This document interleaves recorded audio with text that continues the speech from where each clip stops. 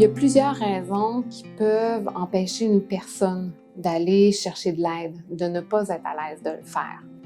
On peut penser à des raisons culturelles, la peur du jugement. Ça peut être aussi une expérience antérieure qui a été négative. Nous, on en voit deux, souvent, qui reviennent. La première, c'est que les gens ont cette tendance à se mettre une barrière, une impression que leur problème n'est pas assez important ou qu'ils vont être un fardeau pour leurs proches. Il faut s'enlever cette barrière-là. Quand ça va pas bien et ça a son importance. L'autre problématique qu'on voit souvent, c'est une espèce de méconnaissance des ressources. Quand on a un problème physique, c'est tout naturel d'aller voir un médecin. Mais quand on a un problème au niveau de la santé mentale, on pense automatiquement à aller voir un psychologue. Ça peut être intimidant d'aller voir un psychologue. Les listes d'attente peuvent être faramineuses. On peut avoir des enjeux financiers qui nous empêchent d'y aller.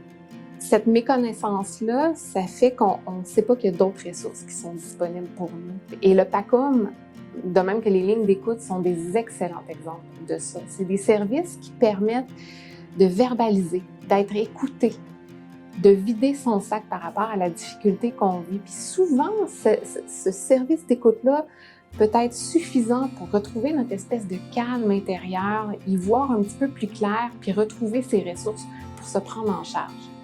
Chez certaines personnes, malgré tout, on va rester mal à l'aise d'aller chercher l'aide d'une autre personne.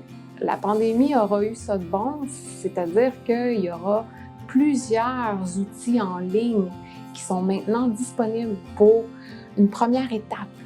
Essayer de comprendre ce qui nous arrive, puis se reprendre en main et reprendre le contrôle sur notre situation.